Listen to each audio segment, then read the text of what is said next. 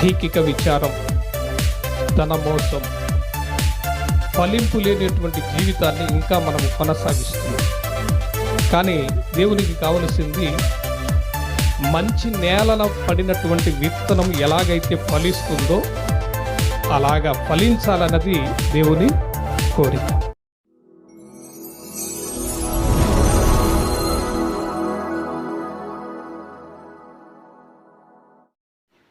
దేవుని మాటలు విందాం. ఈ భూలోకంలో బ్రతుకుతున్నటువంటి మనుషులముగా మనమందరము బ్రతుకుతూ ఉన్నాం. కానీ ప్రపంచంలో బ్రతుకుతున్నటువంటి మనుషులందరిలాగే మనము కూడా బ్రతుకుతున్నాం. మనకు వేరే ఏమి లేదు. కానీ అలా బ్రతుకుతున్నప్పుడు దేవుడు మనల్ని ప్రేమించి కృపచేత మనల్ని రక్షించి లోకానికి వేరుగా మీరు బ్రతకాలని,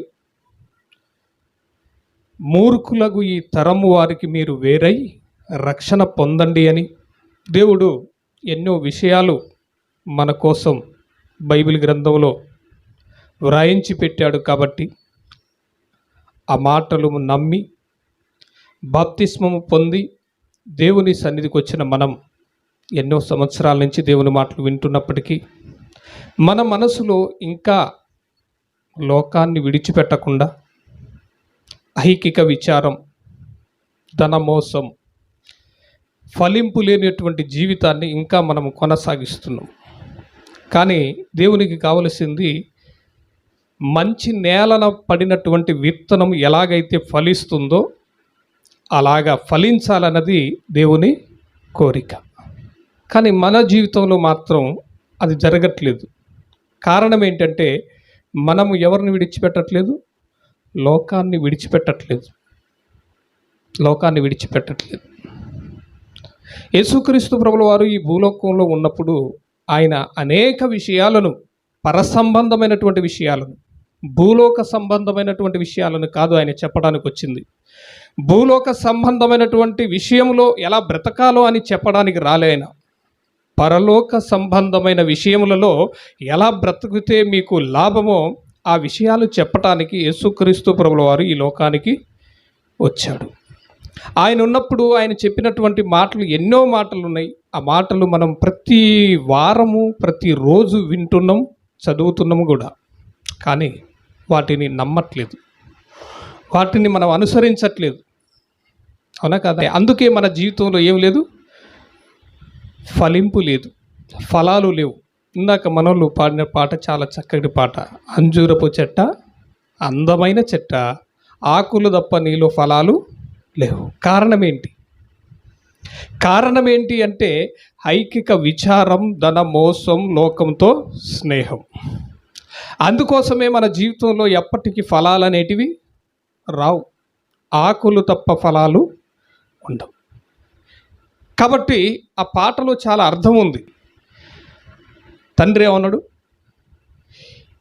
ఈ చెట్టు వలన ఈ నేల ఎలా వ్యర్థమైపోవాలి, దీన్ని నరికేసి ఈ స్థానంలో ఇంకొక చెట్టు పెట్టమన్నాడు. ఎందుకు ఆ మాట అన్నాడు? 3 ఏళ్ల నుంచి చూస్తున్న ఒక్క ఫలము కూడా దీనిలో లేదు. మనల్ని 30 ఏళ్ల నుంచి చూస్తున్నాడా లేదా?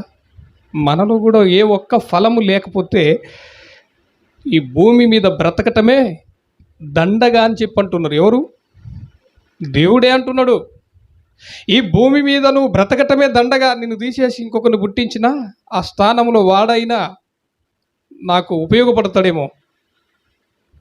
కానీ మనమే దేవుని మీద తిరుగుబాటు చేస్తూ, దేవుని సొమ్ము తింటూ, దేవుని మాటలు వింటూ, దేవుని మాటల ప్రకారంగా జీవించకపోవటం వలన మనలో ఎటువంటి ప్రయోజనకరమైనది ఏది లేదు. దేవునికి ఉపయోగపడేటువంటి ఏది మనలో. అందుకోసమే దేవునికి బాధ కలుగుతుంది. ఈరోజు చాలామంది నిజంగా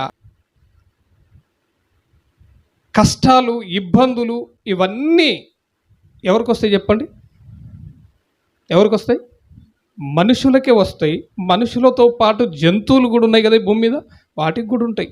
వాటికి ఉండే కష్టాలు వాటికి కూడా ఉంటాయి. మనుషులకు ఉండే కష్టాలు మనుషులకు ఉంటాయి, జంతువులకు ఉండే కష్టాలు జంతువులకు ఉంటాయి.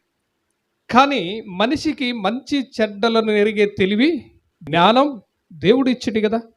ఈ జ్ఞానము కలిగిన నీవు నేను మనం ఎలా బ్రతకాలా? కానీ జంతువుల్లాగా బ్రతుకుతున్నాం మనం.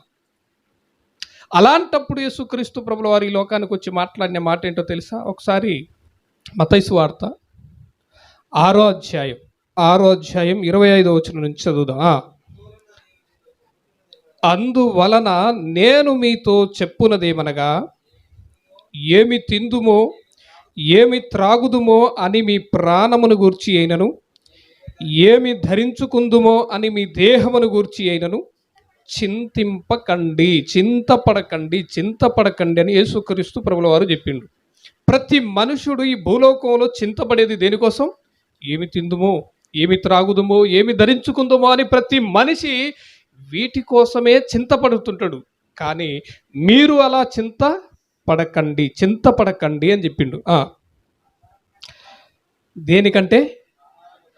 ఆహారము కంటే ప్రాణమును, వస్త్రముల కంటే దేహమును గొప్పవి కావా? ఒకసారి చూడండి ఆకాశ పక్షులని. అవి విత్తవు, కోయవు, కొట్లలో కూర్చుకొనవు, అయినను మీ పరలోకపు తండ్రి వాటిని పోషించుచున్నాడు. మీరు వాటికంటే శ్రేష్ఠులు కారా? ఎంత గొప్ప మాటలండి యేసుప్రభు చెప్పిన మాటలు. ఈ లోకంలో బ్రతుకుతున్న మీరు తిండి గురించి, బట్టల గురించి, ధనము గురించి మీరు ఆలోచించకండి, చింతపడకండి. ఆకాశ పక్షులను ఒకసారి చూడండి. అవి విత్తవు, కోయవు, అయినను బ్రతుకుతున్నాయా లేదా? తండ్రి పోషిస్తున్నాడా లేదా? పుట్టించిన దేవుడే సమస్తాన్ని పోషిస్తాడు. మనందరినీ పుట్టించింది ఎవరు? కేవలం ఆకాశ పక్షుల్నే పుట్టించిండు ఆ దేవుడు. మనుషులందరినీ పుట్టించింది దేవుడే కదా, పోషించేది కూడా దేవుడే కదా. ఆయన వర్షమును ఆపితే చేయగలవా? నువ్వు పంట పండించగలవా? నీళ్ళు దొరకకపోతే బ్రతకగలవా మనం? మరి మనిషి ఏదో ముందు ఉరికురికి చేసినట్టుగా, నేనేదో సంపాదిస్తున్నా, నేనేదో చేస్తున్నా, అంతా నా బలము, నా కష్టము నాది అన్నట్టుగా మనిషి ప్రయత్నాలు చేస్తుంటాడు. దేవుణ్ణి మరిచిపోయి దేవుని మాట వినకుండా పరిగెత్తుంటాడు. అందుకోసం హెబ్రీ పత్రికలో ఏమన్నాడు? హెబ్రీ పత్రికలో 11వ అధ్యాయం 6వ వచనంలో ఏమన్నాడు? హెబ్రీలకు రాసిన పత్రిక 11వ అధ్యాయం 6వ వచనం, విశ్వాసము లేకుండా దేవునికి ఇష్టుడై ఉండుట అసాధ్యం. ఇది ఫస్ట్ గుర్తుపెట్టుకోవాలి.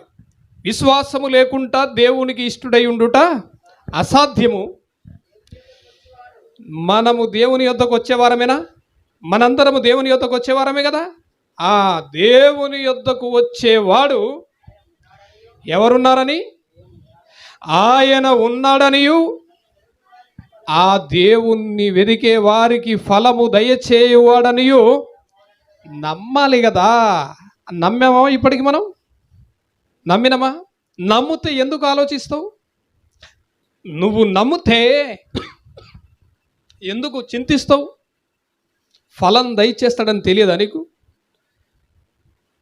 విశ్వాసం ఉందా ఇంతకు? మనకు దేవుడు ఉన్నాడు, ఆ దేవుణ్ణి మనం వెతుకుతున్నాము, ఆ దేవుని కోసమే బ్రతుకుతున్నాం కదా, ఆయన ఫలము దయచేస్తాడన్నటువంటి విశ్వాసం మనలో ఉంటే మనం ఎందుకు ఆలోచించుకోవాలి? మన గురించి మనం ఎందుకు ఆలోచించాలి? కొన్ని రోజులు మంచి జీవితాన్ని దేవుడు మనకి ఇచ్చాడా లేదా? అనుభవించావా లేదా? కొద్ది కాలం శ్రమలు వచ్చినాయి, కొద్ది కాలం ఇబ్బందులు వచ్చినాయి, కొద్ది కాలం మన జీవితంలో సమస్యలు ఎదురైనాయి. అప్పుడే ఏమైపోయింది? విశ్వాసం పగిలిపోయింది. కుండ పగిలిపోయినట్టు మన విశ్వాసం పగిలిపోయింది. ఇదే జరిగింది. మొదటి కాలంలో ఐగుప్తులో నుంచి తన పిల్లలైనటువంటి ఇశ్రాయేలుని దేవుడు విడిపించి కానాను దేశానికి తీసుకెళ్లాలని చెప్పి దేవుడు త్రోవలో వారిని నడిపిస్తున్నప్పుడు అద్భుతం జరగంగానే వెంటనే దేవుడు ఉన్నాడు అని, గొప్ప దేవుడు అని చెప్పేసి సంతోషంగా ఆనందంగా రకరకాల పాటలు పాడుతూ దేవుని మహింపరుస్తూ ఉంటారు. కొంచెం నీళ్లు దొరకకపోగానే వెంటనే గొడవ. యాడుండు దేవుడు, సావాలన్నా మేము, మమ్మల్ని ఎందుకు తీసుకొచ్చినావు ఇక్కడికి అని చెప్పేసి మోషే మీద సనగటం, దేవుని మీద సనగటం. కొంచెం తిండి తక్కువ కాగానే ఆయన మీద సనగటం. మళ్ళా దేవుడు అద్భుతం చేయంగానే అద్భుతాన్ని చూసి దేవుడు ఓ గొప్పోడు అది ఇదని చెప్పి దేవుణ్ణి పొగడటం. కొంచెం ఇబ్బంది రాగానే మళ్ళా దేవుణ్ణి తిట్టడం. ఇదే మన జీవితంలో కూడా ఈరోజు జరుగుతుంది. మత్తయి సువార్త 6:31 కాబట్టి ఏమి తిందుమో, ఏమి త్రాగుదుమో, ఏమి ధరించుకుందుమో అని చింతింపకుడి. అన్యజనులు వీటన్నిటి విషయమై విచారణ కలిగి ఉంటారు. ఎవరు కలిగి ఉంటారు? అన్యజనులు. అన్యజనులు అంటే ఎవరు? దేవుణ్ణి ఎరగని వారు వీటన్నిటి విషయమై చింతపడుతుంటారు, ఆలోచిస్తుంటారు, వీటిని గురించే వాళ్ళు బ్రతుకుతుంటారు. కానీ మీరు అలా ఉండకూడదు. ఏమన్నాడు? మీరు అన్యజనులలాగా మీరు ఉండకూడదు. చదవండి. ఇవన్నీ మీకు కావాలనని మీ పరలోకపు తండ్రికి తెలుసా తెలియదా? మరి మన తండ్రికి తెలిసిన తర్వాత మనం ఎందుకు ఆలోచించుకోవాలి? మనం ఎందుకు చింతపడుతూ కూర్చోవాలి? ఒక్కసారి నువ్వు ఈ లోకాన్ని మర్చిపోయి దేవుని మీద మనసు పెట్టి ఆలోచించు. ఏది నీదో ఇక్కడ? ఎంత మంచి పాట ఇందాక బుజ్జి పాడింది. శరీరమే నీదనుకొని బ్రతుకుతున్నావా? నీ శరీరమే నీది కాదన్నప్పుడు ఇంకా దేనికోసం నువ్వు ఆరాటపడుతున్నావు? కుటుంబం కోసమా? నీ కుటుంబాన్ని నువ్వు కట్టుకున్నావా? దేవుడు కట్టిండా? నీ పిల్లలను నువ్వు కన్నావా? దేవుడు ఇచ్చాడా? మరి దేవుడు ఇచ్చినవాడు ఆయన చేయడా? నీ కుటుంబాన్ని చూడట్లేదా దేవుడు? నీకున్న పరిస్థితులను చూడట్లేదా? నీకున్న ఇబ్బందులను ఆయన కనపడట్లేదా? సమస్తం ఆయన కనిపిస్తున్నాయి, కానీ మనమే ఆయన మాట వినట్లేదు. మన పరిస్థితులు మనమే చక్కబెట్టుకోవాలనే ప్రయత్నంలో ఉన్నాం కాబట్టి దేవుడు సైలెంట్గా చూస్తుండు. జాగ్రత్త. దేవుని మీద విశ్వాసం కోల్పోయి మన గురించి మనమే ఆలోచించుకుంటూ మన సమస్యల గురించి, మన ఇబ్బందుల గురించి మనమేదో చేసుకుంటాం అన్నట్టుగా అనుకొని మనం ఇంటిలో కూర్చుంటే ఉన్న విశ్వాసం దిగజారిపోద్ది. దేవుని మీద విరక్తి కలుగుతుంది. మన బ్రతుకే చివరికి వ్యర్థం అనిపిస్తుంది. అందుకోసమే దేవుని సన్నిధికి రావాలి, దేవుని మాటలు వినాలి. వినుట వలన విశ్వాసం కలుగుతుంది. నువ్వు వినకపోతే నీకు విశ్వాసం ఎట్లా బలపడుతుంది? నీ హృదయంలోనికి విశ్వాసం ఎలా వస్తుంది? ఇందాక అదే కదా, ఇవన్నీ మీకు కావాలనని మీ పరలోకపు తండ్రికి తెలుసు. తెలుసా తెలియదా? ఇవన్నీ మనకు కావాలని ఆయనకు తెలుసు. కానీ ముందు ఆయన దగ్గరికి రా. ఆయన రాజ్యమును, ఆయన నీతిని మొదట వెదకండి, అప్పుడు ఇవన్నీ మీకు వస్తాయి. కానీ మనం అది వెతకం. మన కుటుంబంలో జరుగుతున్న పరిస్థితులు వెతుక్కుంటాం, మనకి ఎక్కడెక్కడ ఏం దొరుకుతుందో అని చెప్పేసి అది వెతుక్కుంటాం. కానీ దేవుని సన్నిధికి రాము, దేవుని రాజ్యాన్ని మనం వెతకం. మనము చింతించుట వలన మనకు ఎటువంటి ప్రయోజనం అనేది లేదు. కాబట్టి దేవుని మాటలు విని వాటి ప్రకారం మన బ్రతుకుని సరిచేసుకుంటూ ఆయనకు అవకాశం ఇవ్వాలి. మన బ్రతుకు అంతటిలో ఆయనకు అధికారం ఇవ్వాలి. అప్పుడు మన బ్రతుకు సాపుగా కొనసాగుతుంటుంది.